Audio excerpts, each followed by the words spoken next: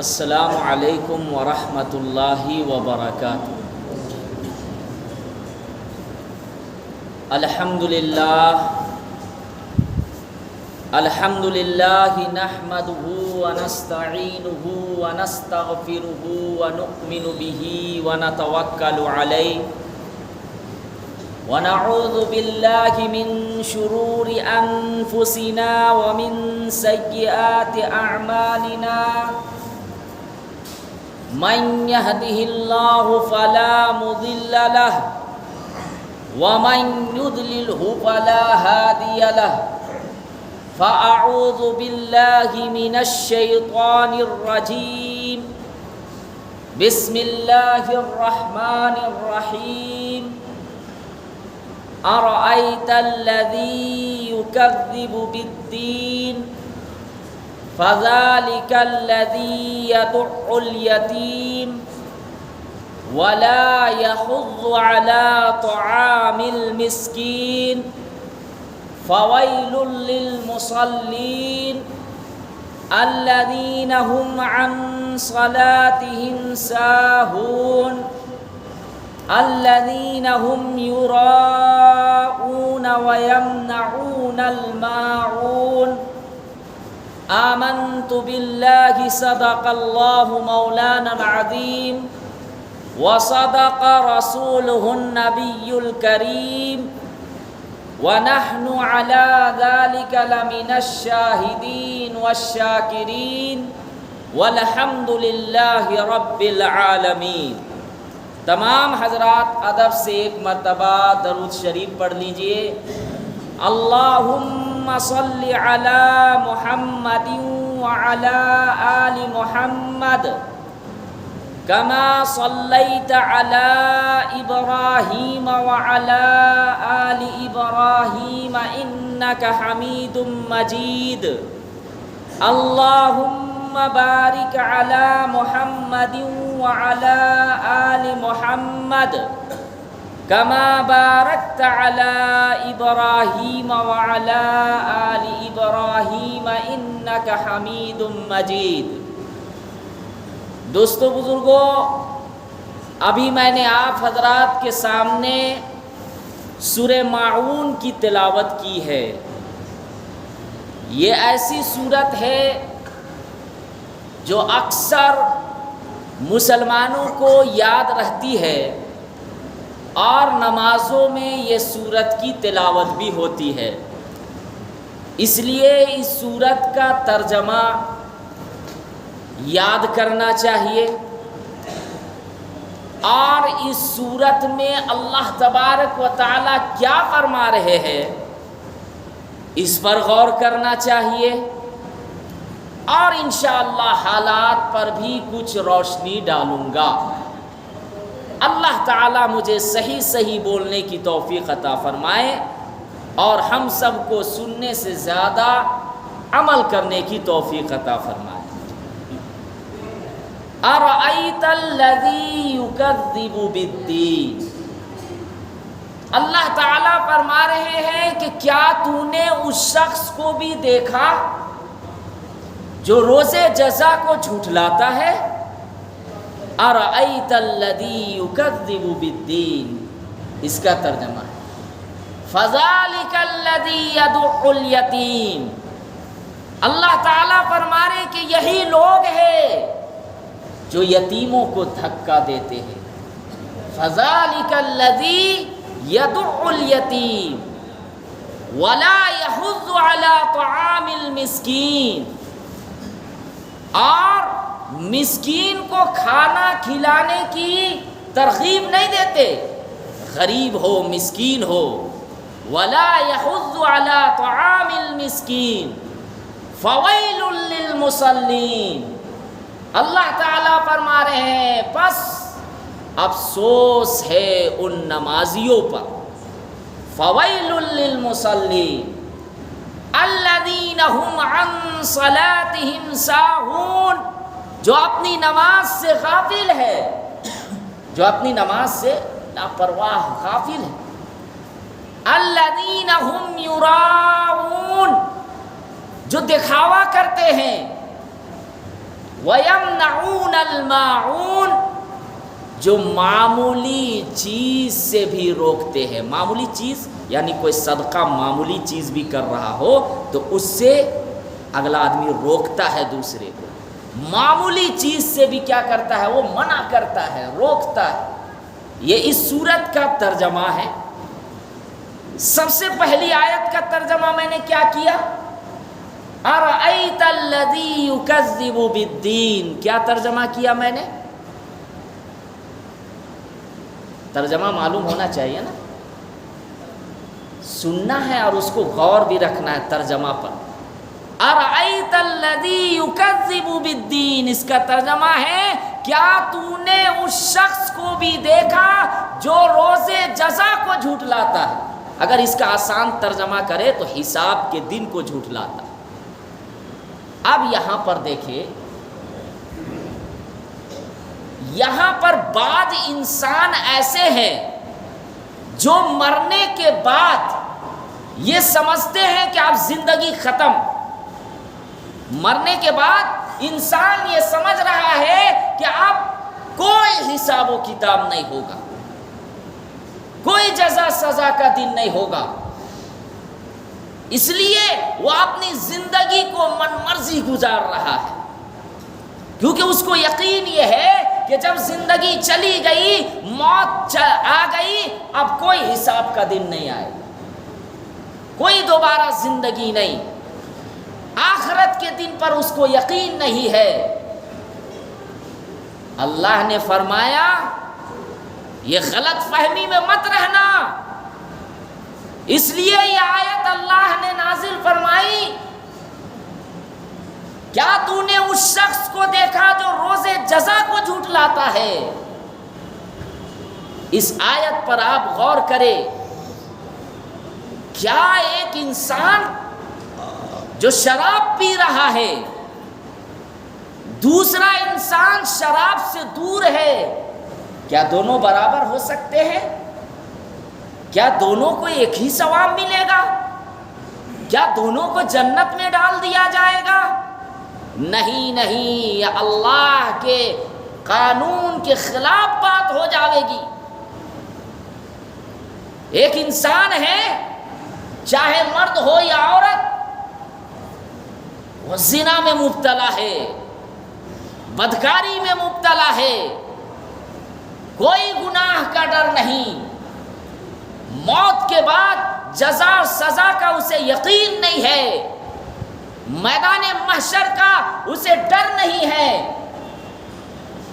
زنا میں مبتلا ہے، دوسرا انسان زنا سے دور رہتا ہے، زنا کی دعوت بھی ملتی ہے تو زنا کے قریب نہیں جاتا، کیونکہ اللہ کی آیت پر وہ غور کرتا ہے وَلَا تَقْرَبُوا الزِّنَا، کہ زنا کے قریب مت جاؤ.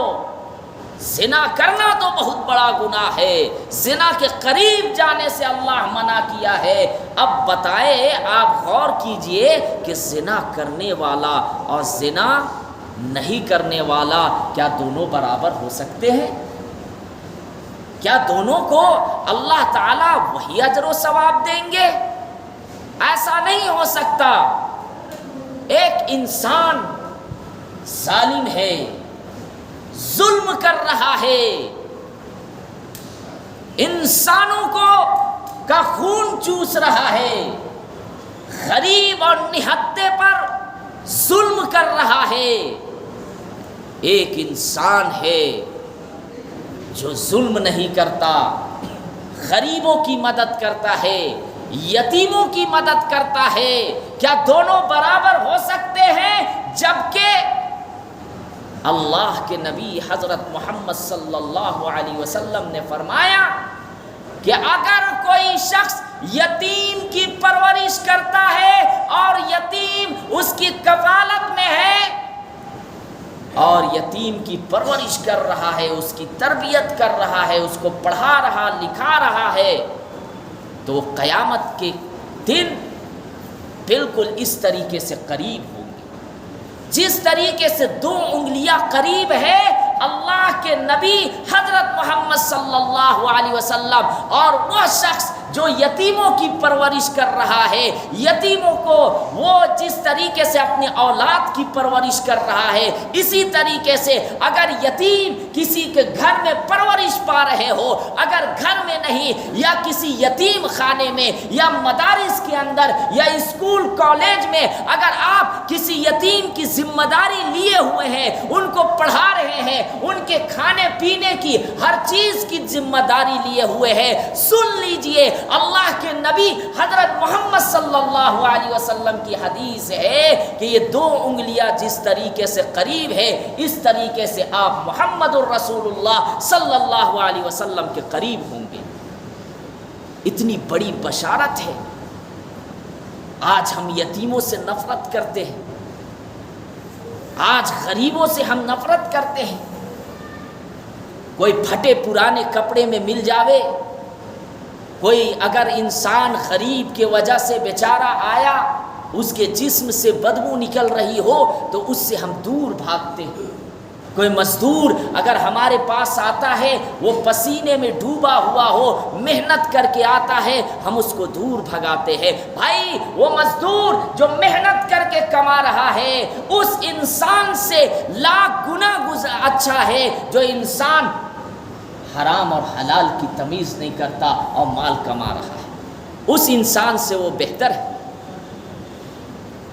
تو یاد رکھیے گا، ظالم انسان جو ظلم کر رہا ہے اور جو انسان ظلم نہیں کر رہا ہے وہ برابر نہیں ہو سکتا۔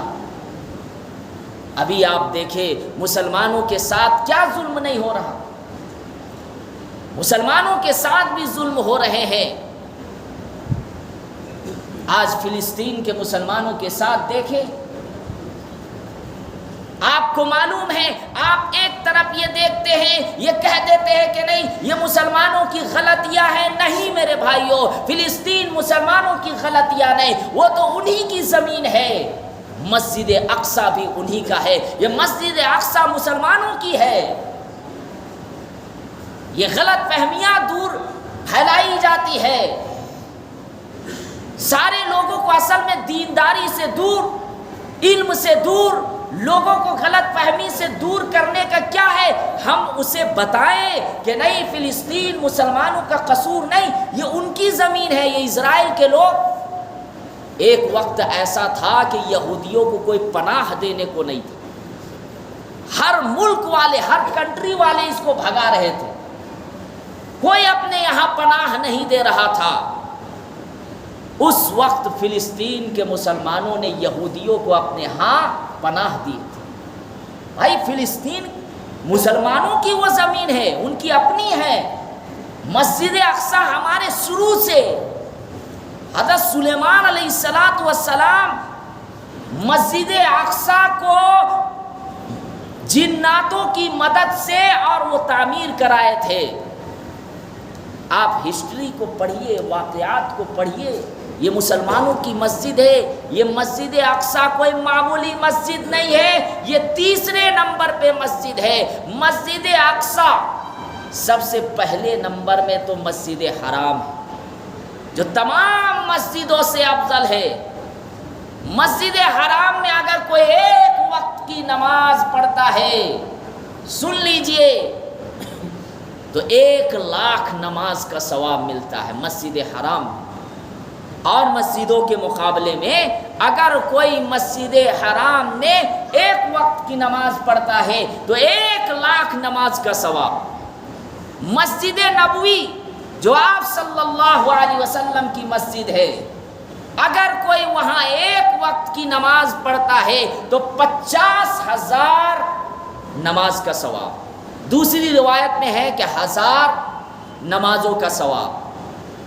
اسی طریقے سے مسجد اقصی جو 3 نمبر پہ ہے مسجدوں میں سب سے افضل مسجد، جو ابھی یہودی لوگ اس کو قبضہ کرنے کی کوشش کر رہے ہیں، یہ 3 نمبر پہ ہے۔ ایک حدیث میں اگر کوئی وہاں ایک وقت کی نماز پڑھتا ہے تو 25,000 نمازوں کا ثواب۔ تو میں یہ کہہ رہا تھا فلسطین کے مسلمان یہودیوں کو، اسرائیلوں کو اپنے ہاں وہ جو ظلم کر رہے یہودی لوگ وہاں پہ، اس کو اپنے یہاں پناہ دیے تھے، آج دیکھیں کہ وہی لوگ ظلم کر رہے ہیں، بے قصوروں کا خون بہا رہے، حالانکہ دونوں طرف نقصان ہو رہے ہیں، ایسا نہیں ہے۔ اب یہاں پر ایک کمنٹ آتا ہے کہ یہ کہا جاتا ہے کہ نہیں مسلمانوں پر ظلم ہو رہے ہیں، مسلمانوں کا خون بہایا جا رہا ہے، یعنی مسلمان غلط ہے۔ نہیں بھائی، مسلمان غلط نہیں ہے، جو چیز حق ہوتی ہے، جو چیز صحیح ہوتی ہے، جو چیز صحیح ہوتی ہے، جو حق پر ہوتا ہے اسی کے پیچھے لوگ پڑتے ہیں، جو غلط ہوتا ہے اس کو تو چھوڑ دیا جاتا ہے کہ یار یہ تو غلط ہے۔ ہمارا اسلام الحمدللہ، ہمارا قرآن، ہماری احادیث، اللہ کے نبی صلی اللہ علیہ وسلم کا طریقہ یہ بالکل حق ہے، صحیح ہے، اس پر ذرہ برابر بھی اگر کوئی شک کرتا ہے تو وہ ایمان سے نکل جائے۔ اگر یہ غلط ہوتا تو 1450 برس سے پہلے مسلمانوں سے دشمن، یہودیوں کو حسد، یہودی سب سے بڑا دشمن، اور لوگ نے یہودی سب سے بڑا دشمن ہے مسلمانوں کا، باقی سب لوگ قریب ہو جائیں گے، یہودی سب سے بڑے دشمن، چھوٹے سے ہیں، وہ زیادہ تعداد میں نہیں ہے، لیکن قیامت سے قریب بھی اگر مسلمانوں کی اصل جنگ ہوگی تو یہودیوں سے۔ باقی عیسیٰ علیہ السلام آئیں گے تو عیسائی لوگ دیکھیں گے اپنے آنکھوں سے، خود دیکھ لیں گے اس وقت کا ماجرا۔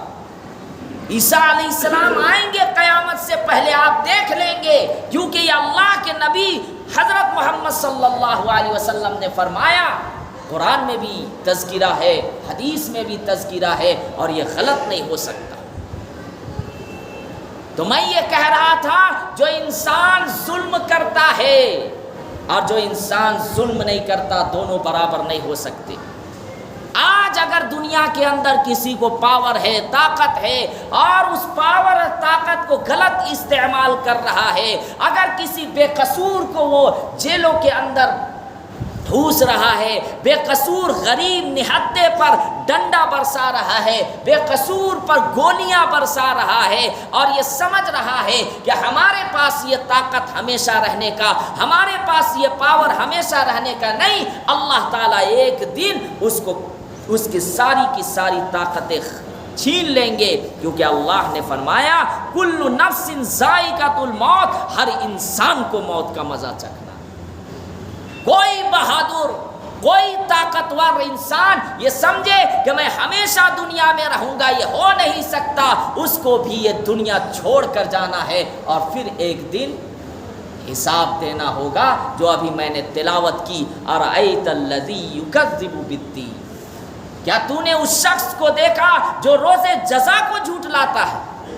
جھٹلا رہے ہو، لیکن دیکھو گے ایک دن کہ قیامت کا دن ہوگا، حساب و کتاب کا دن ہوگا، ترازو وہاں پہ رہے گا، نام اعمال تولے جائیں گے، جو ایمان والے بندے ہوں گے، ایمان پر موت ہوئی ہوگی، خدا کی قسم ایک ایمان والا بڑی قیمتی ہے۔ مال و دولت کو مت دیکھو میرے بھائیوں، اور چیزوں پر دھیان مت دیکھو، آپ دنیا کے رنگینیوں پر غور مت کرو، آپ یہ دیکھو کہ آپ کے دل پر ایمان ہے۔ یہ ایمان اتنی بڑی دولت ہے کہ کل قیامت کے میدان میں ترازو ہوگا، ایک پلڑے پر تمام چیزیں رکھی جائے گی، دنیا کی تمام چیزیں، اور ایک پلڑے میں صرف ایک پرچی، چھوٹی سی پرچی ہوگی، اور اس چھوٹی سی پرچی پر کلمہ توحید لا الہ الا اللہ محمد الرسول اللہ، یہ پرچی ایک پلڑے میں رکھ دیا جائے گا۔ وہ پرچی والا پلڑا اتنا بھاری ہوگا، زیادہ وزن دار کی وجہ سے جھک جائے گا۔ اتنی قیمتی ہے، آپ اس ایمان کو بچائے، دعا کرے کہ اللہ ہمارا آخری مرحلہ جب موت آوے تو ایمان پر خاتمہ ہو، ایمان رہے گا تو اعمال صالحہ رہے گا، ایمان ہے تو ایک نہ ایک دن آپ جنت میں جائیں گے، ایمان نہیں تو پھر کچھ بھی نہیں، آپ کا دنیا بھی برباد، آخرت بھی برباد۔ یہ تو ہماری زندگی مختصر سی ہے، 60-70 برس کی زندگی ہے. اس 60-70 برس کی زندگی کے لیے ہر چیز اپنی مرضی کے مطابق زندگی نہ گزارے، نام اعمال کرے، اچھا اعمال کرے، اپنی عبادات کو اس طرح عبادات کرے کہ اللہ کو وہ پسند آئے. پھر اللہ تعالیٰ نے کیا فرمایا؟ وَلَا يَحُضُّ عَلَىٰ طَعَامِ الْمِسْكِينِ، کہ بعض لوگ ایسے ہیں جو مسکین کو کھانا کھلانے کی بھی ترغیب نہیں دیتے. اور پھر اللہ نے یہ بھی فرمایا فَذَلِكَ الَّذِي يَدُعُّ الْيَتِيمَ، کہ یتیم لوگ جب کسی سے مانگنے کے لیے جاتے ہیں تو دھکا دے کر باہر نکال دیتا. ایک واقعہ ہے حضرت محمد صلی اللہ علیہ وسلم کے وقت میں کہ ایک مانگنے والا یتیم خستہ حالت میں بیچارہ کا باپ کا سایہ سر سے اٹھ گیا اور وہ مانگنے کے لیے پہنچتا ہے تو اس کو دھکا دے کر گھر سے باہر نکال دیا جاتا ہے. اسی کے بارے میں یہ آیت نازل ہوئی فَذَلِكَ الَّذِي يَدُعُّ الْيَتِيمَ، کہ یہی لوگ ہیں جو یتیموں کو دھکا دیتے ہیں. آج یتیموں کے ساتھ کتنا برا سلوک کیا جا رہا ہے. آج ہم یہ سمجھتے ہیں کہ یتیم کا مال جو کھاتے ہیں، یعنی کسی یتیم کا مال کو چھین کر کھا رہے اس کے لیے گناہ. جیسے قرآن کی آیت میں ایک جگہ ہے نا کہ یتیم کا مال اگر کوئی کھا رہا ہے تو وہ ایسا ہے جیسے آگ کے انگارے بھر رہا، آگ کے انگارے اپنے پیٹ میں بھر رہا. تو بعض لوگ یہ سمجھتے ہیں کہ یتیم کے مال کو اس کے ہاتھ سے چھین کر کھانا اس پر یہ گناہ ہے. نہیں نہیں نہیں. آج جب ایک باپ کا انتقال ہو جاتا ہے، باپ کا انتقال ہو جاتا ہے اور وہ باپ اپنی زندگی میں اگر میراث کو تقسیم نہیں کرتا تو پھر بھائیوں میں آپ دیکھیں گے کہ جو بھائی بڑا ہو، جو طاقتور ہو، میں سارے لوگوں کو نہیں کہتا، کچھ لوگوں کو جن کو اللہ کا خوف نہیں ہے، اللہ کا ڈر نہیں ہے، جو پاورفل ہوتے ہیں، وہ بھائی اپنے مال کو زیادہ لے لیتا ہے باپ کا، اور اس کے بعد چھوٹا بھائی ہو یا کمزور ہو تو مال میں وہ کم دیتا ہے یا پھر اس کا پورا مال کھا لیتا ہے، قبضہ کر لیتا ہے. یاد رکھے یہ بھی ایسا ہی حکم ہے جیسے تم پیٹ میں آگ کے انگارے بھر رہے ہو. اگر بچپنے کی حالت میں بیچارے کے باپ انتقال کر جائے تو اگر اس کا کوئی نہ ہو تو آپ دیکھیں گے کہ چچا جو ہوتے ہیں وہ اپنے بھتیجے کا مال کھا لیتا ہے. جبکہ کہا گیا کہ اگر کوئی نابالغ اولاد ہے اور اس کا باپ انتقال کر گیا تو اور میراث میں وہ مال چھوڑا ہوا ہے تو اس یتیم بچہ کا مال کو الگ کر دیجیے، 1 روپیہ بھی مت چھوئیے، اور جب وہ بالغ ہو جائے تو اس کے پورے مال کو ان کے حوالے کر دیجیے. اگر کوئی 1 روپیہ بھی اس کے مال کو اپنے مال کے ساتھ شریک کرتا ہے، تمام کے تمام مال آپ کے خراب ہو جائے. آج ہم کیا سمجھ رہے ہیں کہ نہیں کسی یتیم کے مال کو اس کے ہاتھ سے چھیننا یہی گناہ ہے. نہیں نہیں. آج معاشرے میں آپ دیکھیں باپ کا انتقال ہو گیا، اس کے میراث کو کیا صحیح طریقے سے تقسیم کرتے ہیں؟ مال کو برابر بھائی وغیرہ تو تقسیم کر لیتے ہیں کیونکہ بھائیوں میں لڑنے کا جذبہ ہوتا ہے، بھائی میں لڑنے کا جذبہ، کوٹ کچہری جانے کا، لیکن بہنوں کو حق نہیں دیتے. 50% لوگ ایسے ہیں جو لڑکیوں کا بہنوں کا حق دبائے ہوئے ہیں. باپ کہتے کہتے گزر گیا، بھائیوں کی باری آئی، بھائی اپنے میں تو بٹوارا کر لیے، تقسیم کر لیے، لیکن بہنوں کا حق دبائے ہوئے ہیں، کھا رہے ہیں. کیونکہ بہنوں کو مال سے محبت نہیں ہوتی، وہ یہ سمجھتی ہے کہ نہیں بھائی ہم سے بات چیت صحیح سے کر لے، میں گھر جب جاؤں گی بس صحیح سے محبت سے 2-4 دن جب میں رہوں تو وہاں اچھے سے بات کر لے، اس لیے وہ کچھ نہیں بولتی۔ لیکن یاد رکھے اگر بہنوں کا آپ حق دبا رہے ہیں اور کھا رہے ہیں تو آگ کے انگارے اپنے پیٹ میں ڈال رہے ہیں، وہ اثرات آپ کے بچوں پر پڑیں گے، وہ غلط چیزوں میں مبتلا ہوں گے۔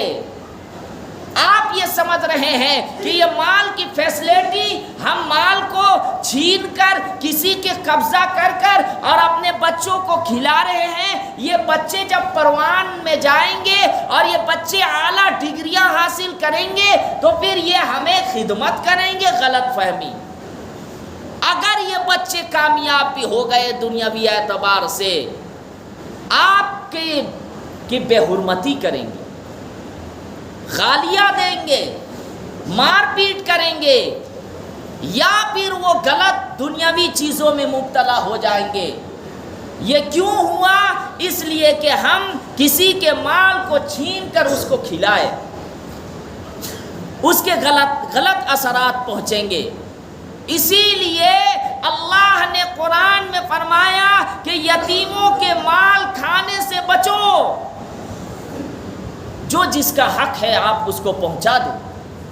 اگر کوئی یتیم کے لیے کوئی پیسہ دیا کہ اس کا یہ حق ہے، اس کو 2000-5000 روپیہ یتیم کے لیے ہے، آپ اسی کو دے دیجیے۔ جو آپ کا حق ہے، جو آپ کو دیا گیا وہ آپ لے لے، لیکن اگر کوئی یتیم اور غریب کے لیے دیا وہ اسی کا حق ہے، اس کو پہنچا دے کسی نہ کسی ذریعے سے۔ آپ اگر پہنچا دیں گے پکڑ نہیں ہوگی۔ پھر اس اگلی آیت میں اللہ فرما رہے ہیں کیا کہ بعض لوگ ایسے ہیں جو مسکین کو کھانا کھلانے کی بھی ترغیب نہیں دیتے۔ اس کا مطلب کیا ہے؟ خود بھی غریب مسکین کو کھانا نہیں کھلاتے، دوسرا اگر کوئی کھلاتا ہے تو پیٹ میں درد ہو جاتا ہے۔ مثال کے طور پر ہمارے سامنے 2 لوگ بیٹھے ہوئے ہیں، اب اگر یہ کھلانا چاہ رہے ہیں اور یہ کہہ رہے ہیں کہ نہیں بھائی آپ کیوں کھانا اتنا سخی کیوں بن رہے ہیں، آپ کیوں کھلا رہے ہیں، تو یہ خرچ نہیں کر رہے ہیں۔ اگر اگلا خرچ کر رہے ہیں، کھلا رہے ہیں، تو اس کے پیٹ میں درد ہو رہا ہے۔ قرآن نے ایسے لوگوں کے بارے میں مذمت آئی ہے۔ آپ کیوں منع کر رہے ہیں بھائی؟ اگر وہ آخرت کمانا چاہ رہا ہے، وہ سخی بننا چاہ رہا ہے، اور کہا گیا ایک سخی سخاوت کی بنا پر اللہ تبارک و تعالیٰ ان کو جنت نصیب کر دیں گے، اب بخیل کو بخیلی کی بنا پر، کنجوسی کے بنا پر اللہ تعالیٰ اس کو جہنم میں ڈال دیں گے۔ سخاوت بہت بڑی چیز ہے۔ آپ کسی یتیم کو، غریب کو ایسے وقت میں مدد کیے جس وقت اس کو ضرورت ہے، خدا کی قسم دل سے دعا نکلے گی۔ دل سے جو دعا نکلیں گی وہ دعا آپ کو دنیا میں بھی کام آئے گا، آخرت میں بھی کام آئے گا۔ آپ کو احساس نہیں ہوگا، آپ یہ سمجھیں گے کہ نہیں میں جا رہا تھا، بہت بڑے حادثہ سے، ایکسیڈنٹ سے بچ گیا، لیکن آپ کو یہ معلوم نہیں کہ آپ نے کچھ کار خیر کیا، آپ نے کسی غریب یتیم کو پیسہ دیا چپکے سے یا کھانا دیا، ان کی دعا ملی، تب آپ بڑے حادثہ سے بچے۔ آپ کو کوئی بڑی بیماری لاحق ہوئی، اللہ تعالیٰ نے آپ کو شفا عطا فرمائی، آپ یہ سمجھ رہے کہ نہیں میں بہت اچھے ڈاکٹر سے میں نے علاج کرایا، اس کی وجہ سے مجھے شفا ملی۔ ٹھیک ہے، علاج کرانا بھی سنت ہے، آپ کرائے، لیکن ہو سکتا ہے اس سے پہلے آپ کچھ کار خیر کیے ہوں گے، آپ کسی غریب کو، یتیم کو مدد کیے ہوں گے، ان کی دعا ملی ہوگی۔ تو اب یہاں پر ایک بات یاد رکھیے گا، آج کے ڈیٹ میں آپ واقعتاً تلاش کیجئے کہ کوئی مستحق کو دیجئے جو واقعتاً غریب ہو۔ اگر آپ کسی کو دے رہے ہیں، کسی کے ذریعے سے بھی بھیجوا رہے غریب یتیم کو، تو آپ دیکھیے کہ یہ آدمی صحیح ہے یا نہیں، میرا پیسہ صحیح جگہ جائے گا یا نہیں، کیونکہ پہلے کے جو غریب یتیم تھے وہ واقعتاً مستحق تھے، پہلے اگر کسی صحابہ کے دروازے پر پہنچتے تھے تو واقعتاً وہ یتیم ہوتے تھے، وہ خستہ حالت میں ہوتے تھے، وہ بھوکا ہوتے تھے۔ آج مانگنے والے ہم سے زیادہ مالدار رہتے، تو ایسے لوگوں کو پیسہ نہ دے۔